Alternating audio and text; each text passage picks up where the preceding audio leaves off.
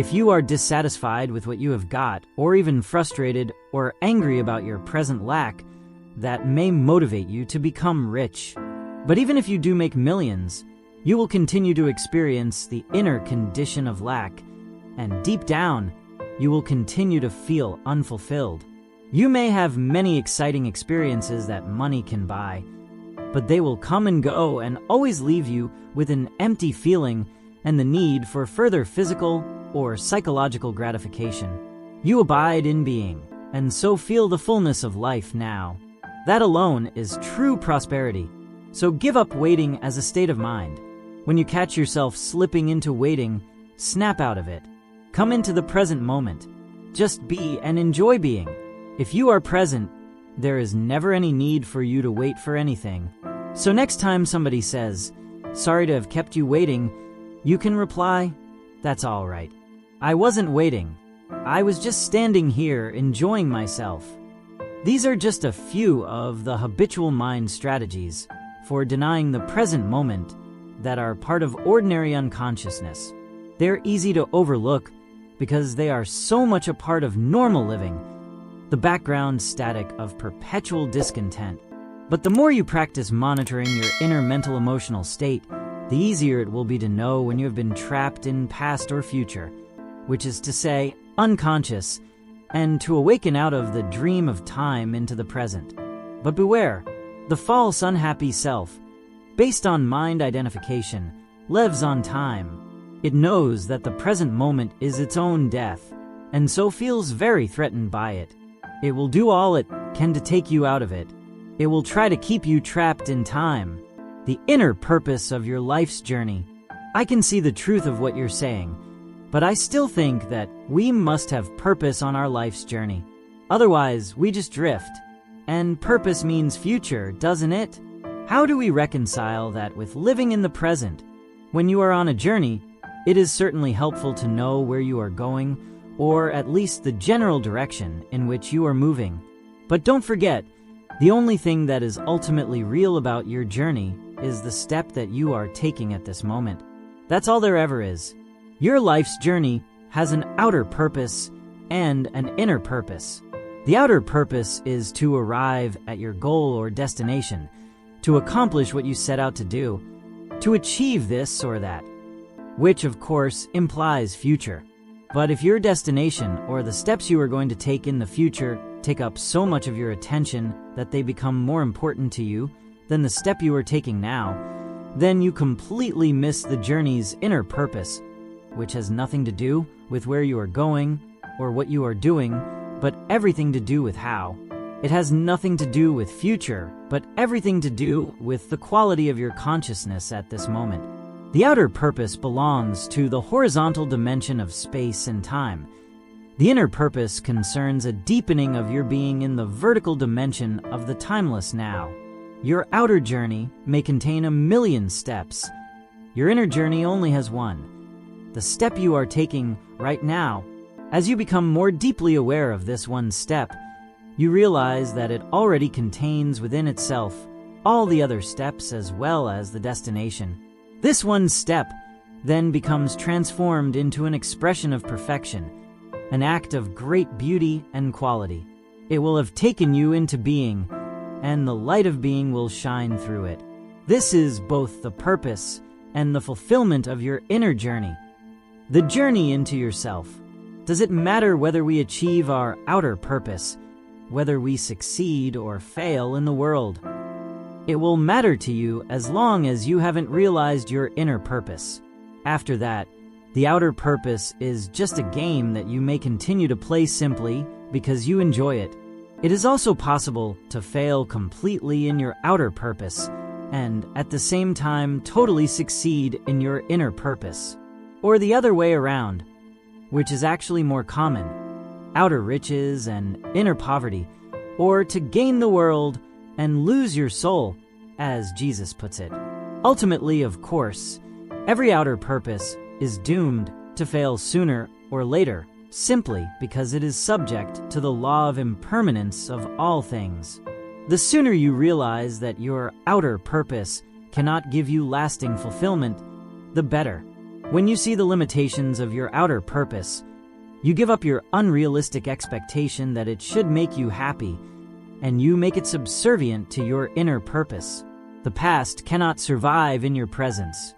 You mentioned that thinking about the past unnecessarily is one of the ways in which we avoid the present.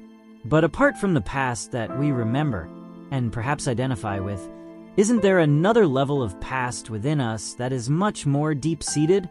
I'm talking about the unconscious past that conditions our lives, especially through early childhood experiences, perhaps even past life experiences. And then there's our cultural conditioning, which has to do with where we live geographically and the historical time period in which we live. All these things determine how we see the world, how we react, what we think, what kind of relationships we have, how we live our lives. How could we ever become conscious of all that or get rid of it? How long would that take? And even if we did, what would there be left? What is left when illusion ends? There is no need to investigate the unconscious past. You encounter it as it manifests at this moment, as a thought, an emotion, a desire, a reaction, or an external event that happens to you. Whatever you need to know about the unconscious past in you, the challenges of the present will bring it out. If you delve into the past, it will become a bottomless pit. There is always more. You may think that you need more time to understand the past or become free of it. In other words, that the future will eventually free you of the past. This is a delusion. Only the present can free you of the past. More time cannot free you of time. Access the power of now. That is the key. What is the power of now? None other than the power of your presence, your consciousness liberated from thought forms. So deal with the past on the level of the present. The more attention you give to the past, the more you energize it, and the more likely you are to make a self out of it. Don't misunderstand. Attention is essential, but not to the past as past. Give attention to the present. Give attention to your behavior, to your reactions, moods, thoughts, emotions, fears, and desires as they occur in the present. There's the past in you. If you can be present enough to watch all those things, not critically or analytically, but non-judgmentally, then you are dealing with the past and dissolving it through the power of your presence. You cannot find yourself by going into the past. You find yourself by coming into the present.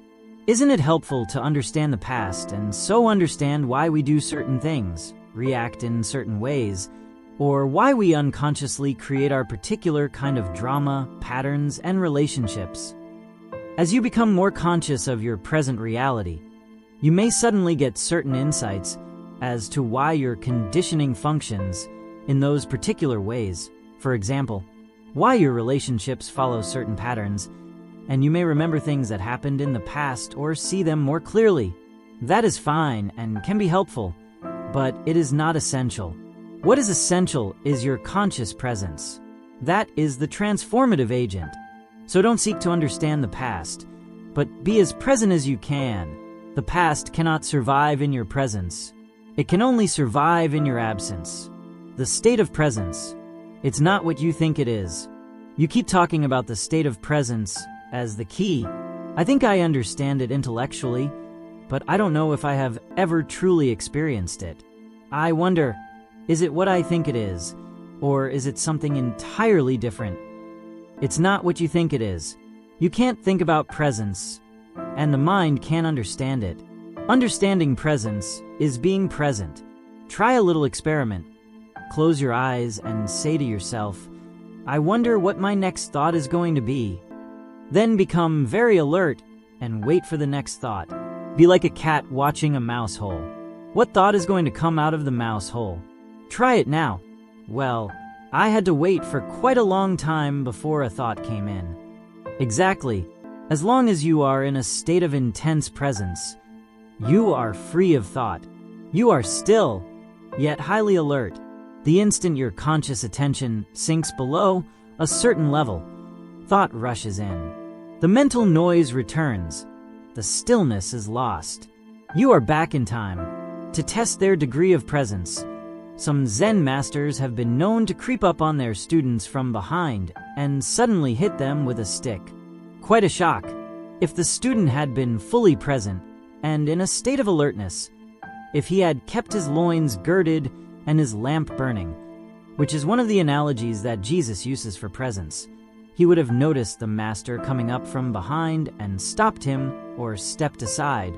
But if he were hit, that would mean he was immersed in thought, which is to say absent, unconscious. To stay present in everyday life, it helps to be deeply rooted within yourself. Otherwise, the mind, which has incredible momentum, will drag you along like a wild river. What do you mean by rooted within yourself? It means to inhabit your body fully, to always have some of your attention in the inner energy field of your body, to feel the body from within, so to speak. Body awareness keeps you present. It anchors you in the now, the esoteric meaning of waiting. In a sense, the state of presence could be compared to waiting. Jesus used the analogy of waiting in some of his parables. This is not the usual bored or restless kind of waiting that is a denial of the present and that I spoke about already. It is not waiting in which your attention is focused on some point in the future, and the present is perceived as an undesirable obstacle that prevents you from having what you want. There is a qualitatively different kind of waiting, one that requires your total alertness. Something could happen at any moment, and if you are not absolutely awake, absolutely still, you will miss it. This is the kind of waiting Jesus talks about. In that state, all your attention is in the now. There is none left for daydreaming, thinking, remembering, anticipating. There is no tension in it, no fear, just alert presence. You are present with your whole being, with every cell of your body.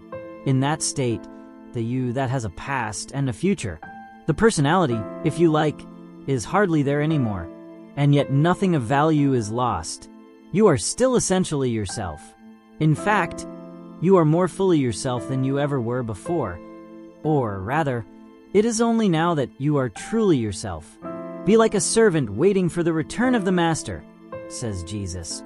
The servant does not know at what hour the master is going to come, so he stays awake, alert, poised, still, lest he miss the master's arrival. In another parable, Jesus speaks of the 5 careless, unconscious women who do not have enough oil consciousness to keep their lamps burning and so miss the bridegroom, the now, and remain trapped in time. Stay present. Stay still. These 5 stand in contrast to the 5 wise women who have enough oil to stay conscious. Even the man who wrote the Gospels did not understand the meaning of these parables, so the first misinterpretations and distortions crept in as they were written down. With subsequent erroneous interpretations, the real meaning was completely lost. These parables are not about the end of the world, but about the end of psychological time. They point to the transcendence of the egoic mind and the possibility of living in an entirely new state of consciousness. Beauty arises in the stillness of your presence. Student, what you have just described is something that I occasionally experience for brief moments while I'm alone and surrounded by nature. Teacher, yes. Zen masters use the word satori to describe a flash of insight, a moment of no mind and total presence. Although satori is not a lasting transformation, be grateful when it comes, for it gives you a taste of enlightenment. You may indeed have experienced it many times without knowing what it is. Realizing its importance is the first step toward deepening it. Presence is needed to become aware of the beauty, the majesty, the sacredness of nature. Student, have you ever gazed up into the infinity of space on a clear night? Teacher, yes, but only as seen from the limited perspective of the manifested universe. In the Bible, God declares, "I am the Alpha and the Omega, and I am the living one." In the timeless realm where God dwells, which is also your home, the beginning and the end, the Alpha and the Omega are one. The essence of everything that ever has been and ever will be is eternally present in an unmanifested state of oneness and perfection, totally beyond anything the human mind can ever imagine or comprehend. In our world of seemingly separate forms, however, timeless perfection is an inconceivable concept. Here, even consciousness, which is the light emanating from the eternal source, seems to be subject to a process of development. But this is due to our limited perception. It is not so in absolute terms. Nevertheless, let me continue to speak for a moment about the evolution of consciousness in this world. Everything that exists has being, has God essence, has some degree of consciousness. Even a stone has rudimentary consciousness. Otherwise, it would not be, and its atoms and molecules would disperse. Everything is alive. The sun, the earth, plants, animals, humans, all are expressions of consciousness in varying degrees. Consciousness manifests as form. The world arises when consciousness takes on shapes and forms, thought forms and material forms. Look at the millions of life forms on this planet alone, in the sea, on land, in the air, and then each life form is replicated millions of times. To what end? Is someone or something playing a game with form? This is what the ancient seers of India asked themselves. They saw the world as Lila, a kind of divine game that God is playing. The individual life forms are obviously not very important in this game. In the sea, most life forms don't survive for more than a few minutes after being born. The human form turns to dust pretty quickly too, and when it is gone, it is as if it had never been. Is that tragic or cruel? Only if you create a separate identity for each form. If you forget that its consciousness is God essence expressing itself in form. But you don't truly know that until you realize your own God essence as pure consciousness. Have you listened, truly listened, to the sound of a mountain stream in the forest? Or to the song of a blackbird at dusk on a quiet summer evening? To become aware of such things, the mind needs to be still. You have to put down for a moment your personal baggage of problems, of past and future, as well as all your knowledge. Otherwise, you will see but not see, hear but not hear. Your total presence is required. Beyond the beauty of the external forms, there is more here, something that cannot be named, something ineffable, some deep, inner, holy essence. Whenever and wherever there is beauty, this inner essence shines through somehow. It only reveals itself to you when you are present. Could it be that this nameless essence and your presence are one and the same? Would it be there without your presence? Go deeply into it. Find out for yourself. When you experience those moments of presence, you likely didn't realize that you were briefly in a state of no mind.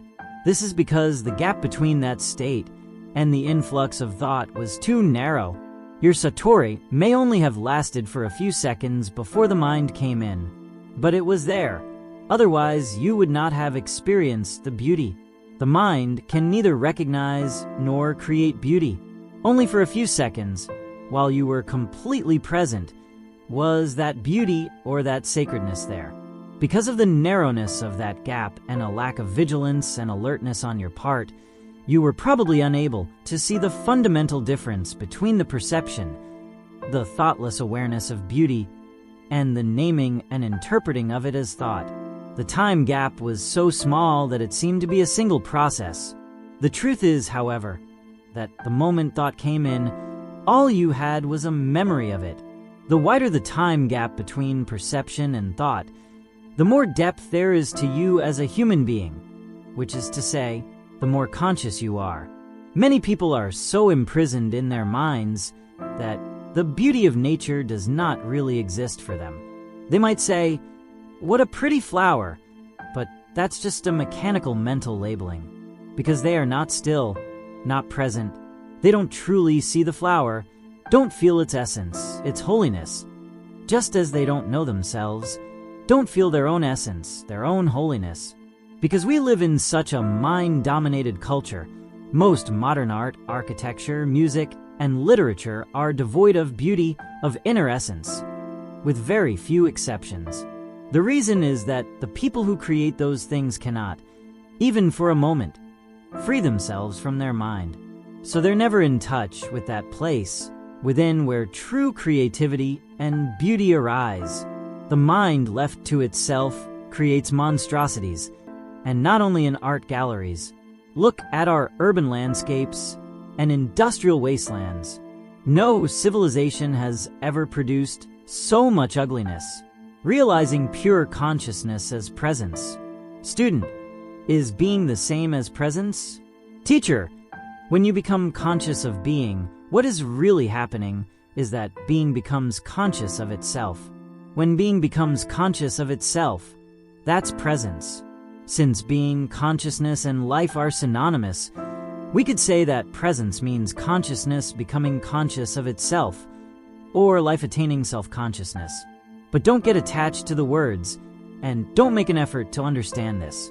There is nothing that you need to understand before you can become present.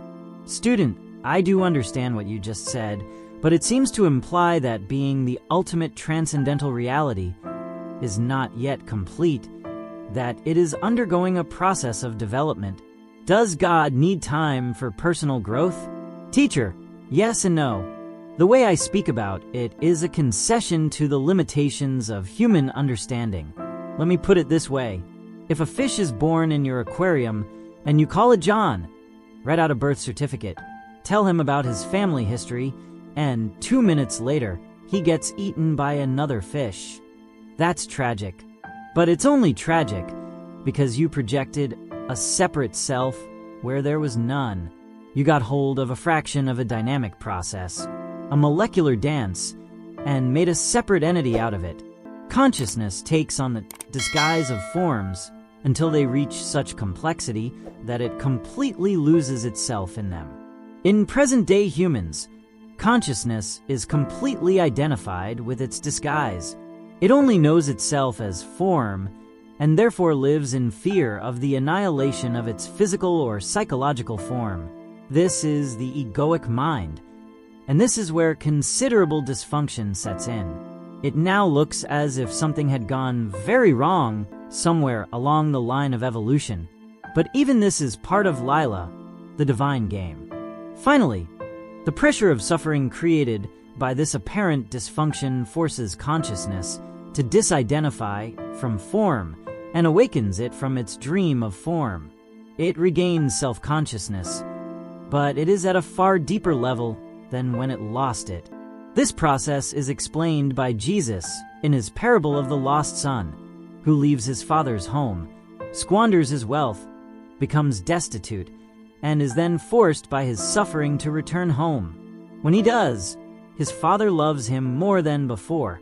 The son's state is the same as it was before, yet not the same. It has an added dimension of depth. The parable describes a journey from unconscious perfection, through apparent imperfection and evil, to conscious perfection, the cosmic significance of presence. Can you now see the deeper and wider significance of becoming present as the watcher of your mind? Whenever you watch the mind, you withdraw consciousness from mind forms, which then becomes what we call the watcher or the witness. Consequently, the watcher, pure consciousness beyond form, becomes stronger and the mental formations become weaker. When we talk about watching the mind, we are personalizing an event that is truly of cosmic significance. Through you, consciousness is awakening out of its dream of identification with form and withdrawing from form. This foreshadows, but is already part of, an event that is probably still in the distant future as far as chronological time is concerned. The event is called the end of the world. When consciousness frees itself from its identification with physical and mental forms, it becomes what we may call pure or enlightened consciousness, or presence. This has already happened in a few individuals, and it seems destined to happen soon on a much larger scale, although there is no absolute guarantee that it will happen. Most humans are still in the grip of the egoic mode of consciousness, identified with their mind and run by their mind. If they do not free themselves from their mind in time, they will be destroyed by it. They will experience increasing confusion, conflict, violence, illness, despair, madness. The egoic mind has become like a sinking ship. If you don't get off, you will go down with it. The collective egoic mind is the most dangerously insane and destructive entity ever to inhabit this planet. Student, what do you think will happen on this planet if human consciousness remains unchanged? Teacher, already for most humans, the only respite they find from their own minds is to occasionally revert to a level of consciousness below thought. Everyone does that every night during sleep. But this also happens to some extent through sex, alcohol, and other drugs that suppress excessive mind activity. If it weren't for alcohol, tranquilizers, antidepressants, as well as the illegal drugs, all consumed in vast quantities, the insanity of the human mind would become even more glaringly obvious than it is already. I believe that if deprived of their drugs, a large part of the population would become a danger to themselves and others. These drugs, of course, simply keep you stuck in dysfunction. Their widespread use only delays the breakdown of the old mind structures and the emergence of higher consciousness. While individual users may get some relief from the daily torture inflicted on them by their minds, they are prevented from generating enough conscious presence to rise above thought and so find true liberation. Falling back to a level of consciousness below mind, which is the pre-thinking level of our distant ancestors and of animals and plants, is not an option for us. There is no way back. If the human race is to survive, it will have to go on to the next stage.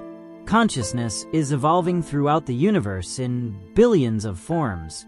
So, even if we didn't make it, this wouldn't matter on a cosmic scale. No grain of consciousness is ever lost, so it would simply express itself through some other form. But the very fact that I'm speaking here and you are listening or reading this is a clear sign that the new consciousness is gaining a foothold on the planet. There is nothing personal in this. I am not teaching you. You are consciousness, and you are listening to yourself.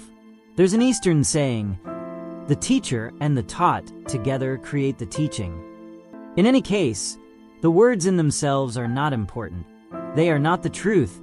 They only point to it. The power of silence. I speak from presence, and as I speak, you may be able to join me in that state.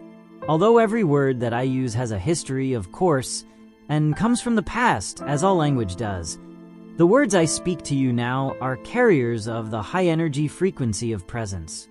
Quite apart from the meaning they convey, the silence between and underneath the words is an even more potent carrier of presence. So when you read this or listen to me speak, be aware of the silence between and underneath the words. Be aware of the gaps. To listen to the silence, wherever you are, is an easy and direct way of becoming present. Even if there's noise, there's always some silence underneath and in between the sounds. Listening to the silence immediately creates stillness inside you. And what is stillness other than presence? Consciousness freed from thought forms. Here is the living realization of what we have been talking about. Christ, the reality of your divine presence. Don't get attached to any one word. You can substitute Christ for presence if that is more meaningful to you. Christ is your God essence, or the self, as it is sometimes called.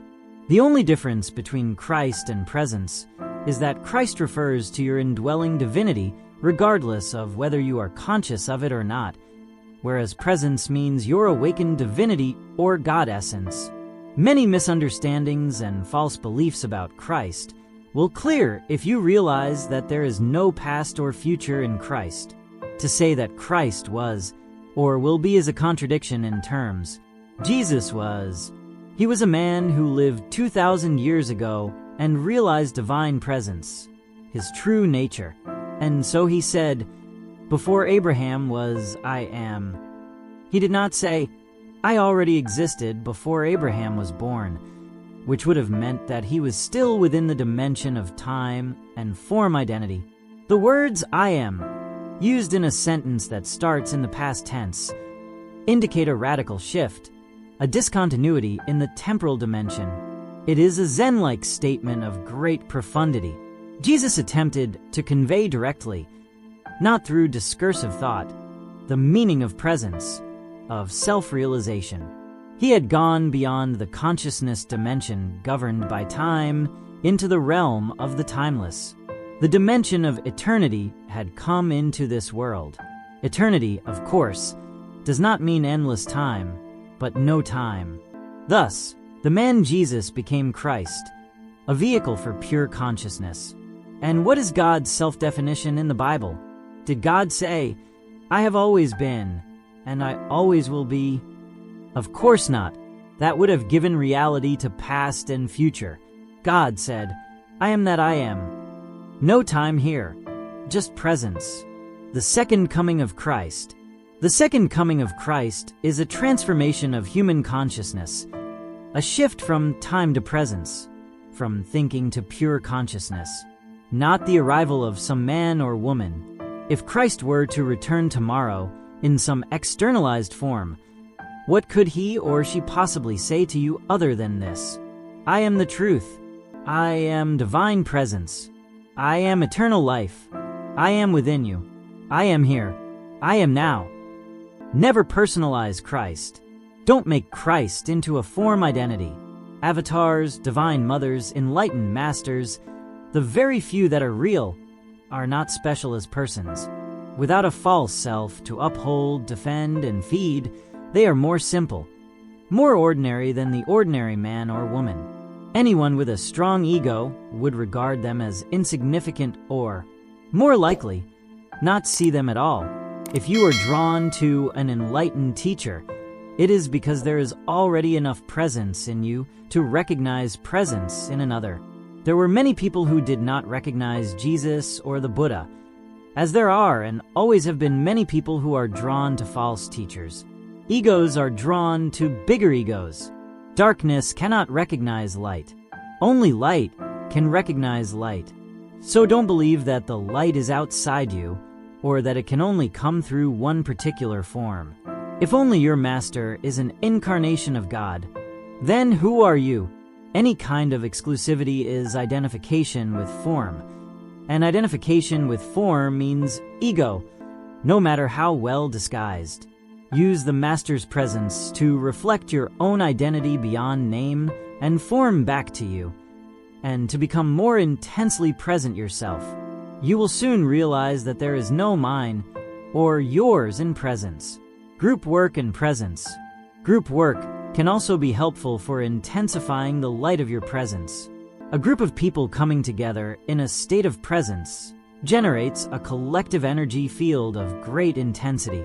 It not only raises the degree of presence of each member of the group, but also helps to free the collective human consciousness from its current state of mind dominance. This will make the state of presence increasingly more accessible to individuals. However, unless at least one member of the group is already firmly established in it, and thus can hold the energy frequency of that state, the egoic mind can easily reassert itself and sabotage the group's endeavors. Although group work is invaluable, it is not enough, and you must not come to depend on it, nor must you come to depend on a teacher or a master, except during the transitional period when you are learning the meaning and practice of presence. The inner body as your deepest self. You spoke earlier about the importance of having deep roots within or inhabiting the body. Can you explain what you meant by that?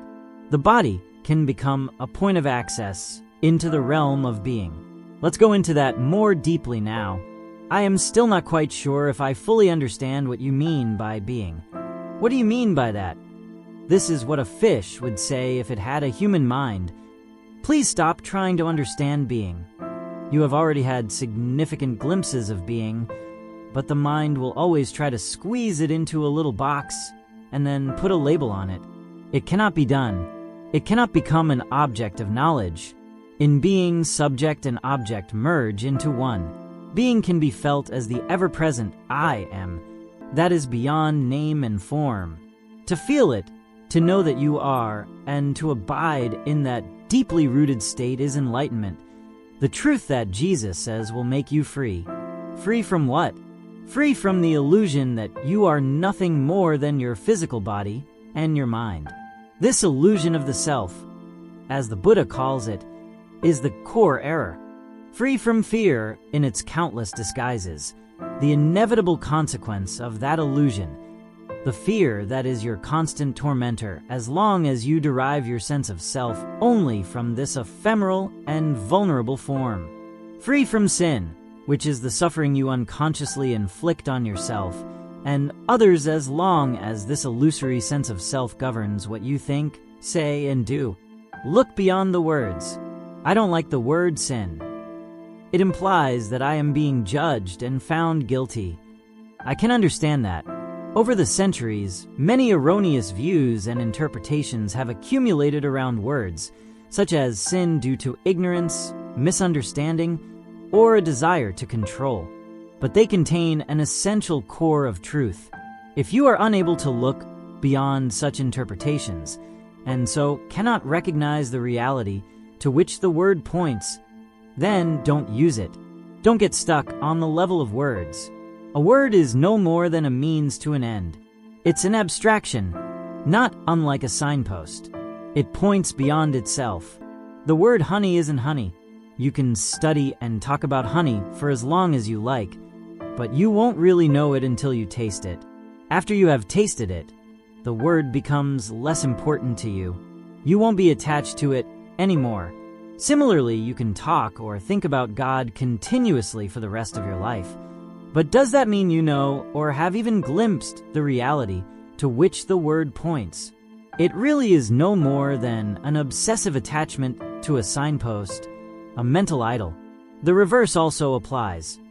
If, for whatever reason, you dislike the word honey, that might prevent you from ever tasting it. If you have a strong aversion to the word God, which is a negative form of attachment, you may be denying not just a word but also the reality to which it points. You would be cutting yourself off from the possibility of experiencing that reality. All this is, of course, intrinsically connected with being identified with your mind. So if a word doesn't work for you anymore, then drop it and replace it with one that does. If you don't like the word sin, then call it unconsciousness or insanity. That may get you closer to the truth, the reality behind the word, than the long misused word sin, and it leaves little room for guilt. I don't like those words either. They imply that there is something wrong with me. I am being judged. Of course, there is something wrong with you, and you are not being judged. I don't mean to offend you personally, but do you not belong to the human race that has killed over 100 million members of their own species in the 20th century alone? You mean guilt by association? It is not a question of guilt, but as long as you are run by the egoic mind, you are part of the collective insanity. Perhaps you haven't looked very deeply into the human condition in its state of dominance by the egoic mind. Open your eyes and see the fear, the despair, the greed, and the violence that are all-pervasive. See the heinous cruelty and suffering on an unimaginable scale that humans have inflicted and continue to inflict on each other as well as on other life forms on the planet. You don't need to condemn, just observe. That is sin. That is insanity. That is unconsciousness. Above all, don't forget to observe your own mind. Seek out the root of the insanity there, finding your invisible and indestructible reality. You said that identification with our physical form is part of the illusion. So how can the body, the physical form, bring you to a realization of being? The body that you can see and touch cannot take you into being. But that visible and tangible body is only an outer shell, or rather a limited and distorted perception of a deeper reality. In your natural state of connectedness with being, this deeper reality can be felt every moment as the invisible inner body, the animating presence within you. So to inhabit the body is to feel the body from within, to feel the life inside the body, and thereby come to know that you are beyond the outer form. But that is only the beginning of an inward journey that will take you ever more deeply into a realm of great stillness and peace, yet also of great power and vibrant life.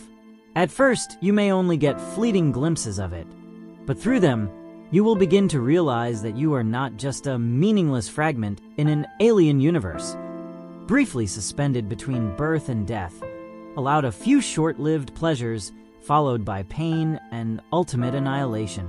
Underneath your outer form, you are connected with something so vast, so immeasurable and sacred, that it cannot be conceived or spoken of. Yet I am speaking of it now.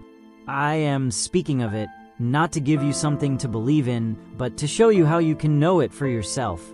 You were cut off from being as long as your mind takes up all your attention. When this happens, and it happens continuously for most people, you are not in your body. The mind absorbs all your consciousness and transforms it into mind stuff. You cannot stop thinking. Compulsive thinking has become a collective disease. Your whole sense of who you are is then derived from mind activity. Your identity, as it is no longer rooted in being, becomes a vulnerable and ever-needy mental construct, which creates fear as the predominant underlying emotion. The one thing that truly matters is then missing from your life.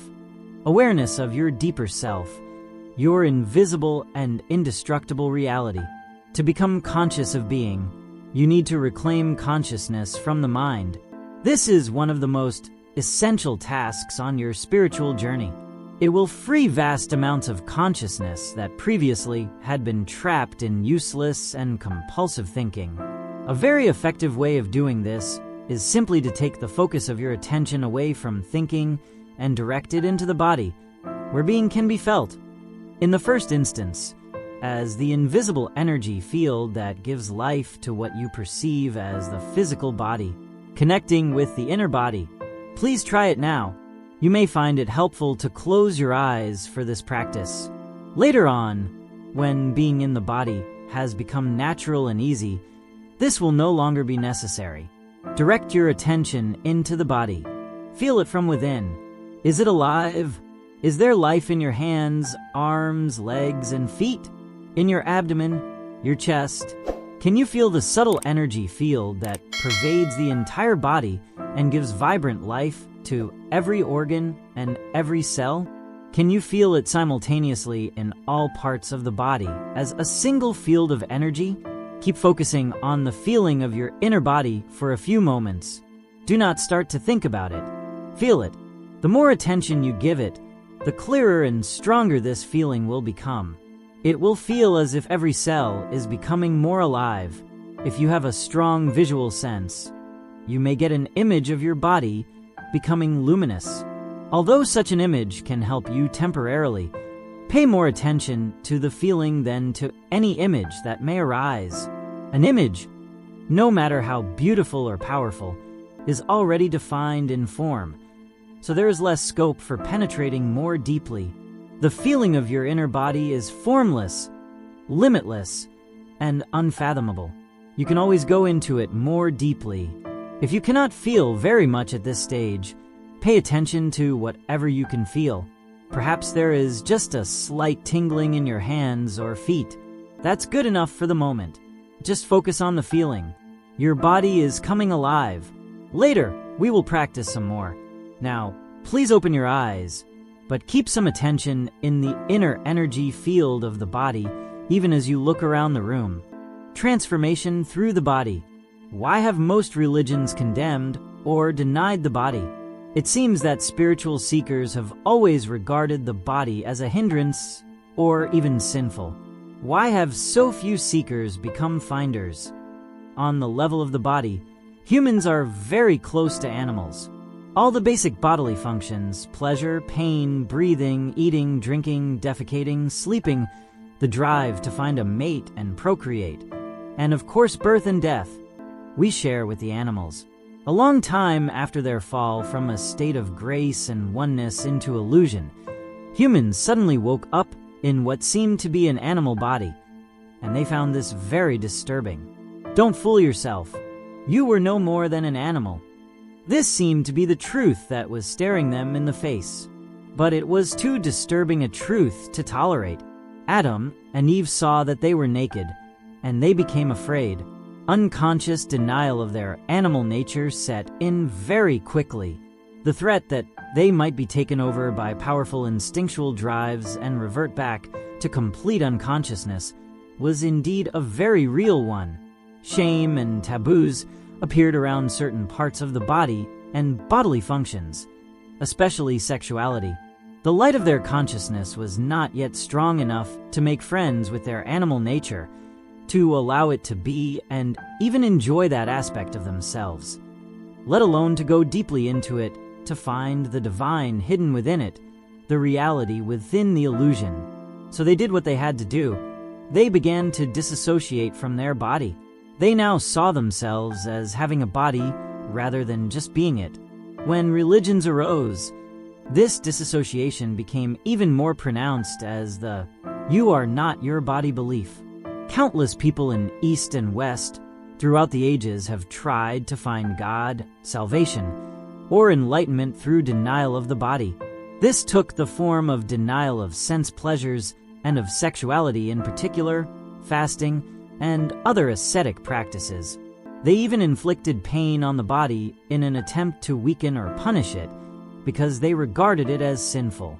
In Christianity, this used to be called mortification of the flesh. Others tried to escape from the body by entering trance states or seeking out-of-body experiences. Many still do. Even the Buddha is said to have practiced body denial through fasting and extreme forms of asceticism for 6 years, but he did not attain enlightenment until after he had given up this practice. The fact is that no one has ever become enlightened through denying or fighting the body or through an out-of-body experience.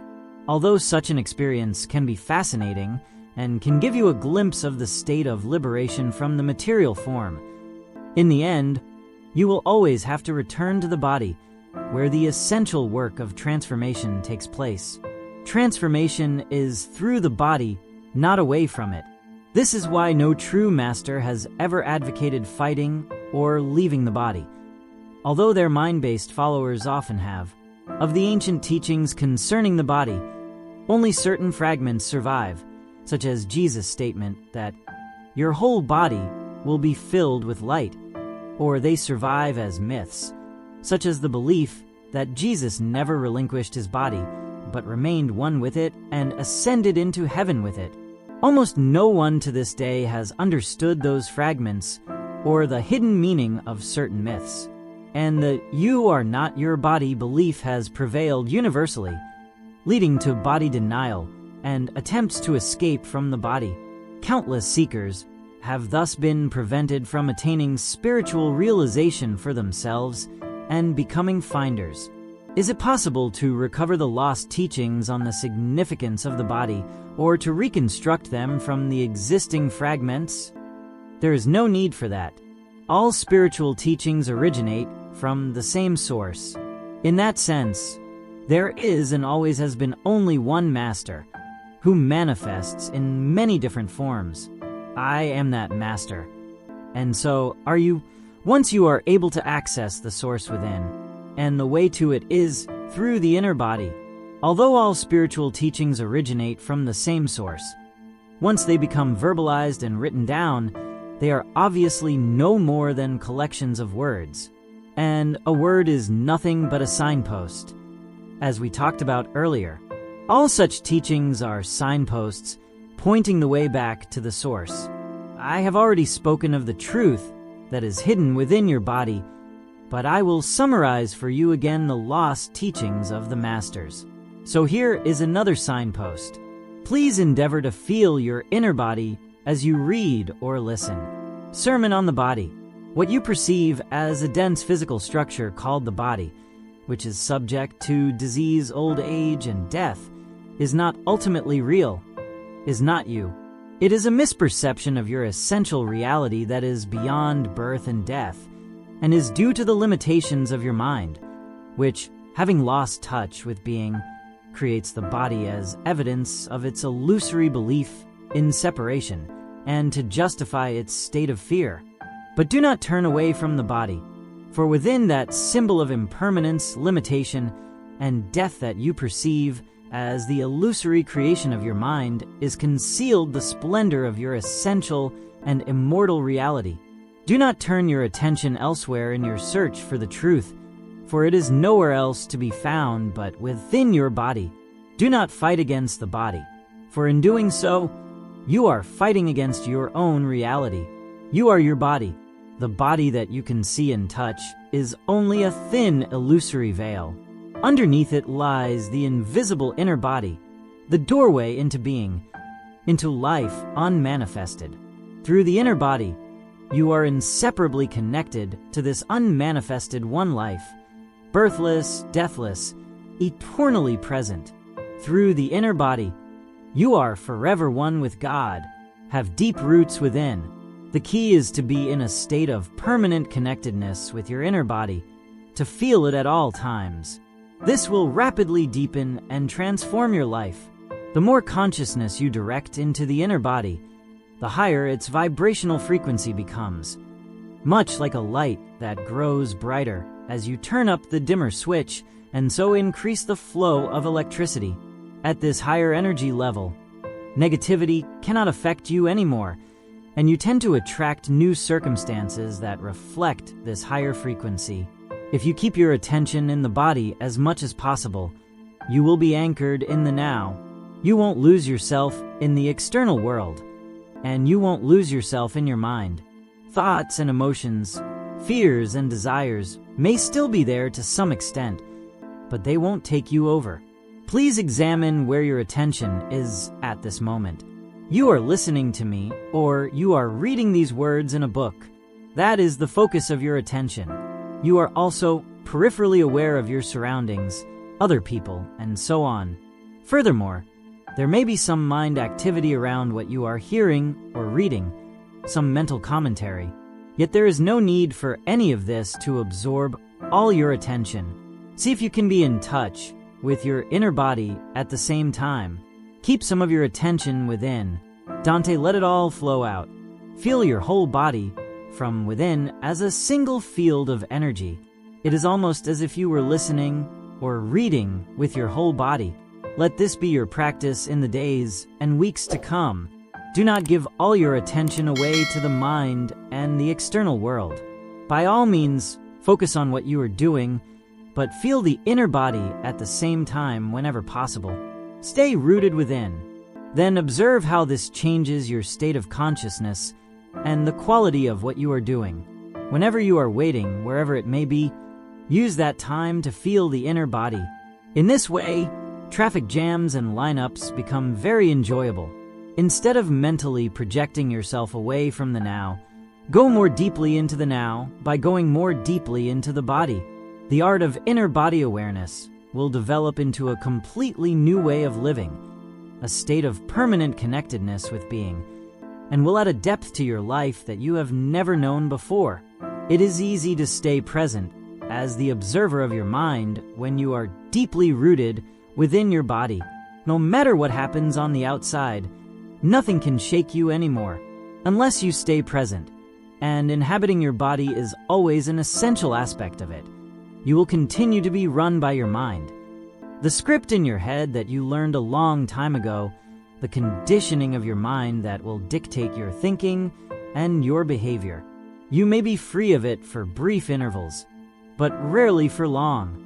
This is especially true when something goes wrong, or there is some loss or upset. Your conditioned reaction will then be involuntary, automatic, and predictable, fueled by the one basic emotion that underlies the mind-identified state of consciousness: fear. So when such challenges come, as they always do, make it a habit to go within at once and focus as much as you can on the inner energy field of your body. This need not take long, just a few seconds, but you need to do it the moment the challenge presents itself. Any delay will allow a conditioned mental-emotional reaction to arise and take you over. When you focus within and feel the inner body, you immediately become still and present, as you are withdrawing consciousness from the mind. If a response is required in that situation, it will come up from this deeper level. Just as the sun is infinitely brighter than a candle flame, there is infinitely more intelligence in being than in your mind. As long as you are in conscious contact with your inner body, you are like a tree that is deeply rooted in the earth, or a building with a deep and solid foundation. The latter analogy is used by Jesus in a generally misunderstood parable of the two men who build a house. One man builds it on the sand without a foundation, and when the storms and floods come, the house is swept away. The other man digs deep until he reaches the rock, then builds his house, which is not swept away by the floods. Thank you so much for listening to this audiobook. If you enjoyed it and want to hear more amazing stories, don't forget to hit that subscribe button and turn on the notification bell. Your support means everything. Please like, share, and leave a comment below.